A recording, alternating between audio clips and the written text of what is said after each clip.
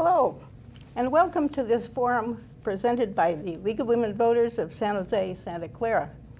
The League of Women Voters is a nonpartisan but political organization. We do not support candidates. I'm Brenda McHenry with the League. I'll be the moderator for today. And we will be talking with the two candidates for the State Senate District 15, Mr. Jim Beall and Mr. Joe Coto. Here's our format for today. Each candidate will give a 1-minute opening statement. Following that, there'll be a series of questions directed to both candidates, and we alternate answers. Answers are limited to 1 minute, and there will be opportunity for rebuttal of 30 seconds if it's necessary. We have League of Women Voters timers, electronic and human, who will signal when response time is up. Questions have come from the CreateTV website, and it's been reviewed by League members. At the end, there'll be a 1-minute closing statement from each candidate. We have previously flipped a coin, and Mr. Beall will be first to present his opening statement. Well, thank you very much for inviting me here today. My name is Jim Beall, and I'm proud to be your state assemblyman for the last 6 years. I'm running for the Santa Clara County seat in the state Senate to continue my work to make a difference in Silicon Valley. As your former city council member and county supervisor in Santa Clara County and assembly member, I've been very active in several key issues I'd like to point out. First of all, the construction of Highway 85 and Highway 87 has made a real big difference in our community. A seat on the Metropolitan Transportation Commission, which were added by recent legislation I authored, is a big boost to getting money to transportation projects in our area. The Children's Healthcare Initiative that we have in Silicon Valley is a very big achievement that I achieved. I'm running for the state Senate to continue my work that I've done to make our life better in Silicon Valley.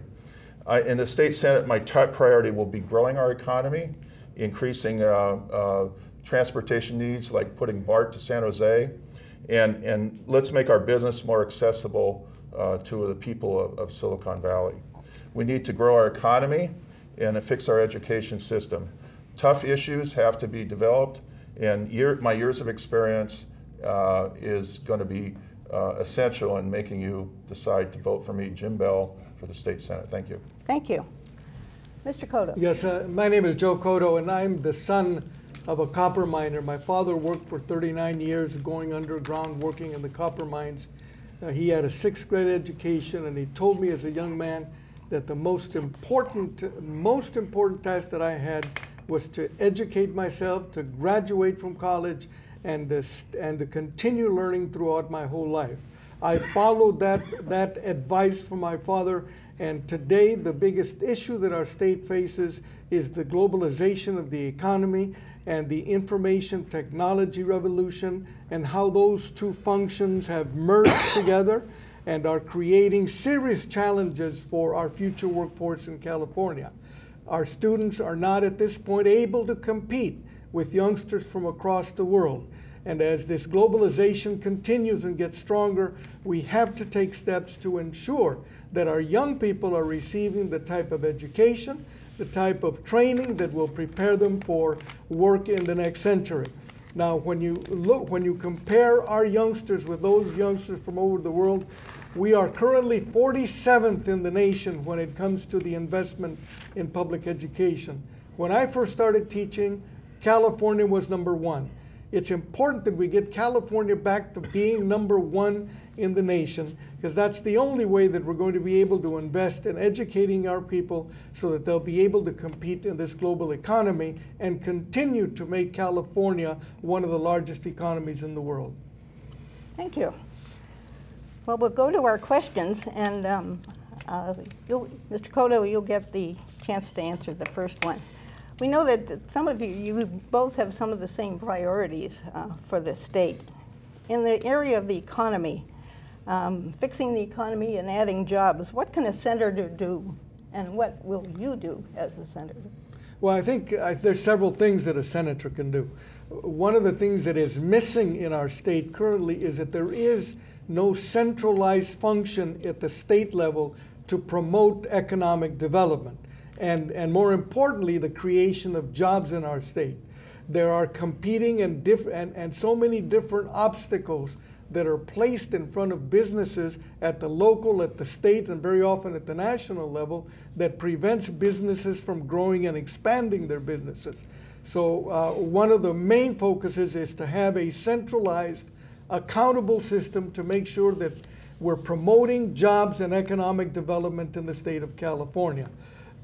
We've got to also think globally, because the economy is now a global enterprise, and in order for us to compete, we're going to have to think globally as well as to promote public-private partnerships to again stimulate more economic development and more job creation in the state.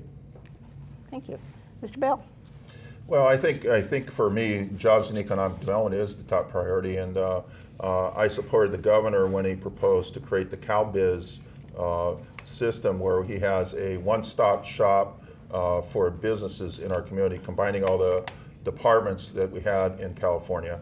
Economic development for me, first of all, means bringing BART to San Jose. We should have BART come into downtown San Jose.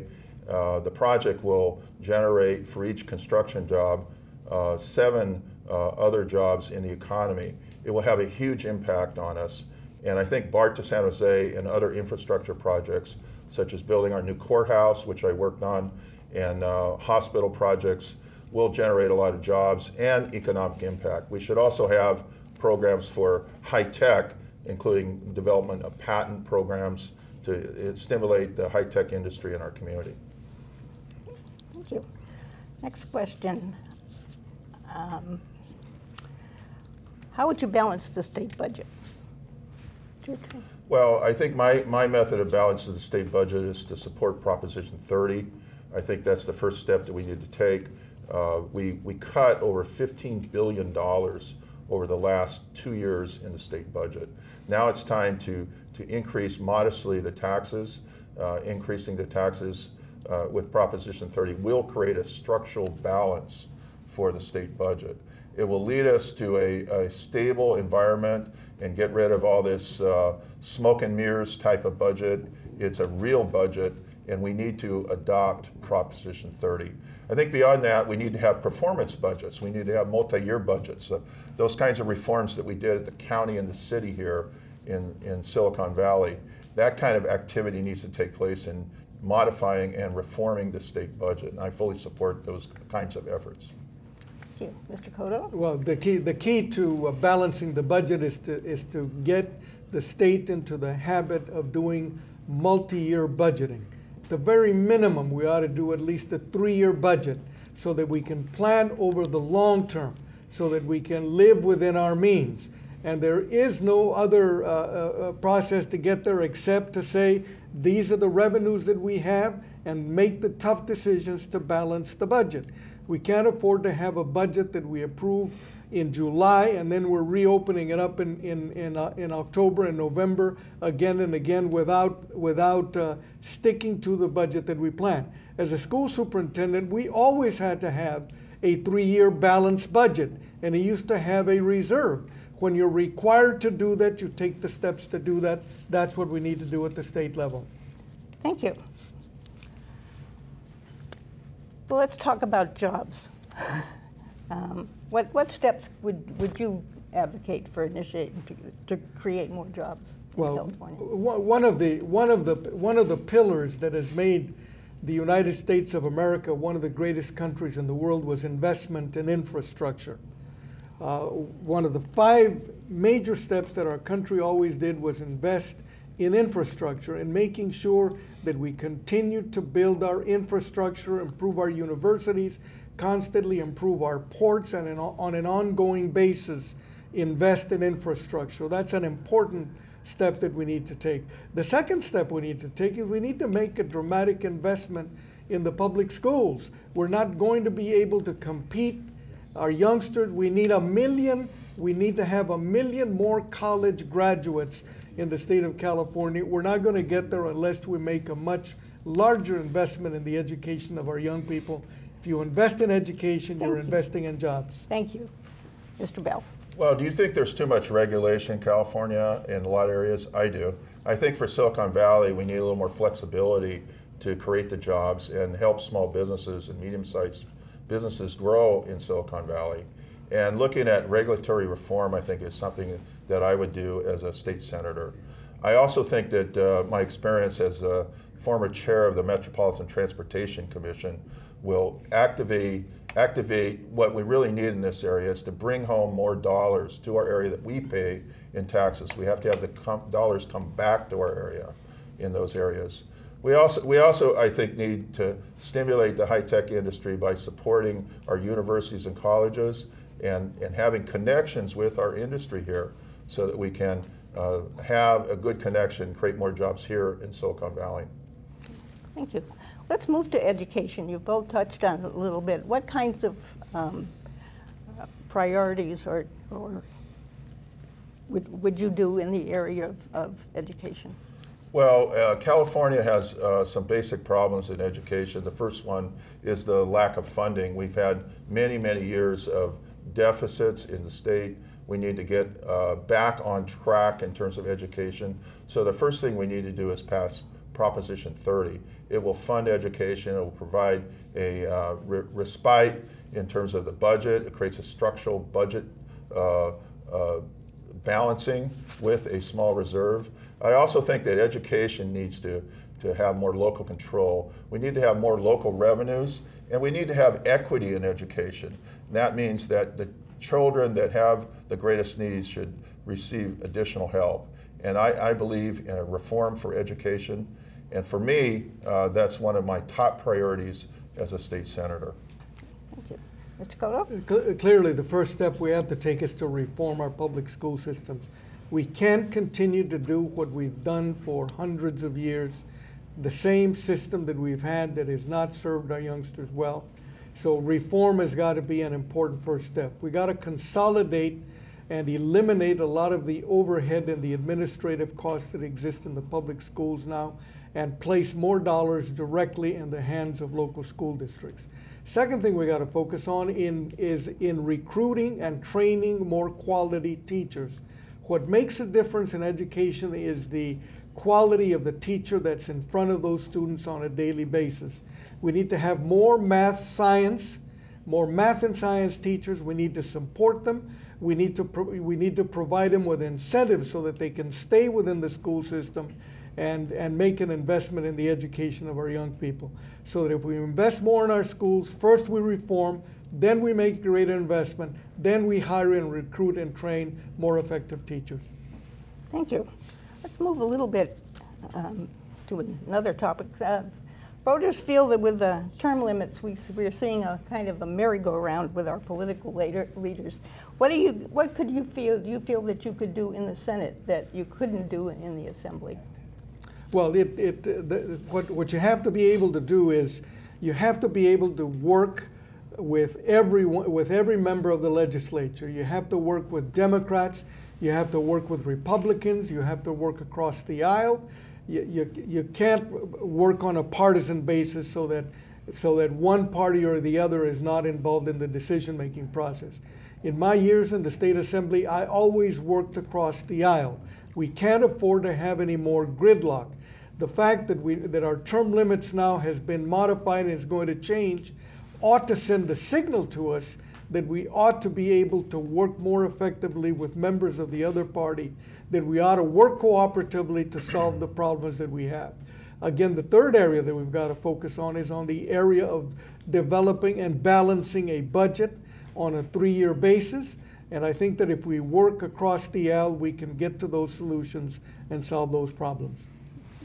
Mr. Beall? Well, I think my way of approaching things is a little different. I like to look at working together to create a vision and getting people together that share a vision. My example would be the work I did with the foster care programs in California, where we had 120,000 foster kids. Now we have 58,000 foster kids.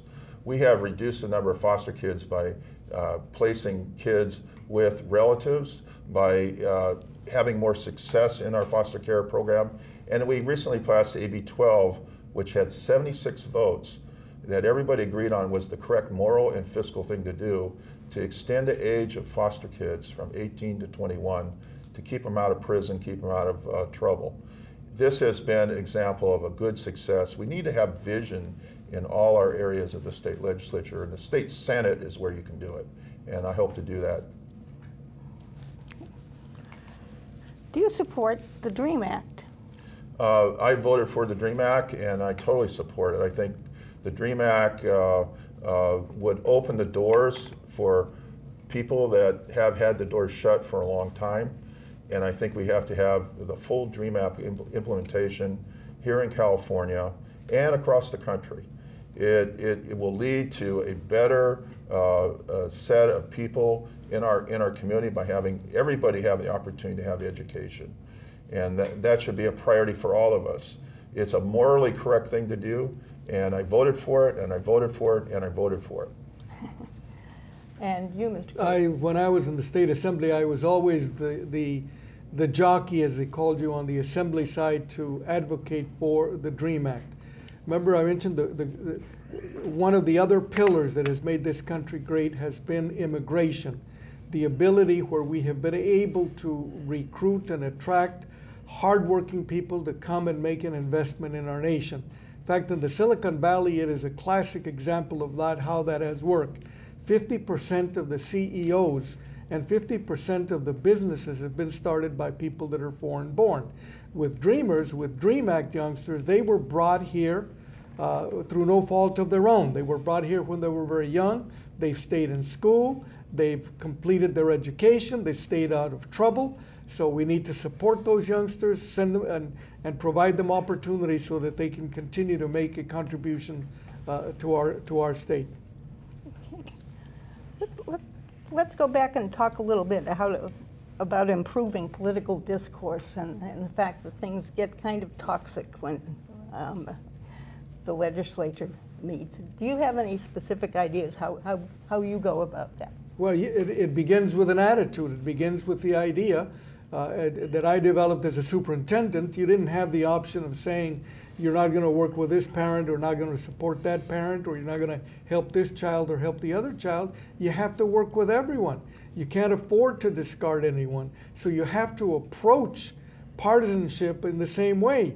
You've got to make a commitment that you're going to work with all of the individuals that are elected to represent us in the state of California. And that's how I've operated in the state assembly. All of the legislation that I was successful in reaching passage were done on a bipartisan basis. There was rarely any opposition, and that was because I worked with the members of the other party, of the Republican Party, worked with the one independent that was there to make sure that they were in agreement with the direction that we're going, planned with them together, got their support, and that's the way you do it. You have to approach it that way. Thank you. Mr. Beall? Well, I kind of start at the opposite end. I'm a grassroots, bottoms-up guy, and I think every representative represents their area first. The top priority is to represent your area. And of course, in California, we have different needs in different parts of the state, and we have to expect that there's going to be great differences. So bringing those differences together with a common vision, I think, is something we need to do. Letting the representatives talk about what the needs of their communities are in terms of education and reaching out at a grassroots level, I think is an appropriate thing to do. My idea would be to look at education and develop a vision for education, a master plan for higher education. Different parts of the states have different needs. Different types of people in our state have different needs.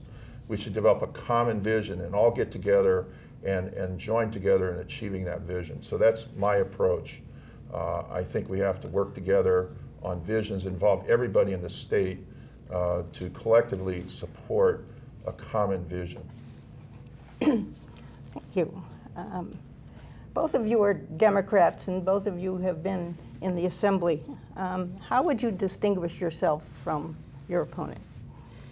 Well, I think I spend a lot of time in the community in terms of listening. Today I spent like 3 hours in a coffee shop listening to my constituents It's where I sit down and then everybody comes one at a time and sits there and tells me what their concerns are, and I listen to them and try to respond to them. It also sharpens my ability to do a good job in Sacramento. And again, I'm talking about having a bottoms-up approach, having community meetings in our community, looking at what the needs are of our district, talking to various parts of our community, making sure the whole district is covered. You know, these state senate districts, there are like 940,000 people in the district. It's going to take a lot of work and a lot of effort to represent the full area. And I think for me, that's going to be the tough job that I have to fulfill, is to keep working. And my wife says I can do it, so it's going to be tough, but we'll do it. Yeah. Mr. Coto. Well, I think the thing that distinguishes me is that in my professional career, I was always the #1 person in the school system. I was superintendent of schools for 18 years, so I'm used to working with people, managing, setting goals, setting objectives, holding myself accountable for that. When I was elected to the State Assembly, I was almost immediately appointed to chair 2 of the largest, more significant committees in the legislature. I was the chair. It was my function to set the agenda, to work with the members from different parts of the state, to establish our goals, to establish our objectives, and then to make sure that we accomplish them as a legislature. So the key part is leadership, the ability to provide leadership to the state. Nothing is more important than leadership at the educational level. We're 47th in the country now. With the globalization of the economy and the information technology revolution, we're going to need some strong leadership to change the way we've operated our schools and to prepare our young people for those challenges of the future. Thank you. Do you have what's the first thing you would do as you come into the Senate? What's your first priority? The first priority would be that I would initiate an agenda to improve the quality of education for everyone in the state of California. I would propose some reform measures that the members of the legislature would address. They would include equity in terms of school funding. It's unconscionable that one area of the state youngster will receive $15,000 for their education, and in another lower economic area they'll receive half that amount. So the first and most critical step that I will take is to propose some reforms in the education system, reforms that will equalize the funding that our youngsters receive, and reform and change those areas that have not worked for us, and propose new, more far-thinking, longer-term agenda for education. Thanks. Mr. Beall. Well, I think as a practical matter, the first thing is dependent on Proposition 30. If Proposition 30 does not pass, that creates approximately a $5 billion hole in the state budget. So that would necessitate some very severe cutbacks in the state government. If it passes, then my first priority would be to work on economic development, because beyond Prop 30, we need to have the economy grow so we can fund schools, we can fund all the services people need. So that would be, in my opinion, my top priority. I think the very project that I would focus on right away would be to bring BART to San Jose. In Silicon Valley, that would generate so many jobs and get the economy going in our valley. It would increase the number of people using grocery stores, cleaners, all the business restaurants. It would really help our community, and we need to focus on that issue. You've both mentioned Prop 30, and there are 2 budget measures on the ballot this November. Why do you favor 30 over 32? 30 over 38. I'm 38, sorry. Okay. Somebody. Okay, for me, one, Prop 30 is really the solution to create a structural balance in the state budget. It would fund the state budget after the $15 billion worth of cuts that have occurred over the last 2 years. I think that it would create a structural balance. and that it would stabilize the state budget. We don't need to have an unstable situation in the state government right now. It would create chaos, economic chaos, fiscal chaos. I think 38, I think that it goes a little too far in terms of increasing taxes. We have to realize our economy is on eggshells right now, and that 38 just goes a little bit too far in terms of increasing our taxes, and we have to watch out for that kind of thing and be careful not to increase taxes too much. Thank you. Mr. Coto? Again, I'm different in that opinion, in that to me, Proposition 30 just represents the status quo. It's just kind of hold on. It doesn't make any major investment in the future. It does not. It does not significantly increase the level of funding for our public school system. Proposition 38 proposes some reforms that require that the funding goes directly to the schools. Education continues to be the biggest issue that we face in the state of California and in the nation. Again, the globalization of the economy, the information technology revolution are placing major challenges on our public school systems. And in terms of the future economy of the state of California and the nation, we've got to do a more effective job of educating our young people, preparing them for the jobs of tomorrow. Otherwise, the California economy will continue to stumble along. I'm going to ask you for your closing statement. Yes, again, my name is again Joe Coto. I hope you'll consider, I want you to vote for me in November.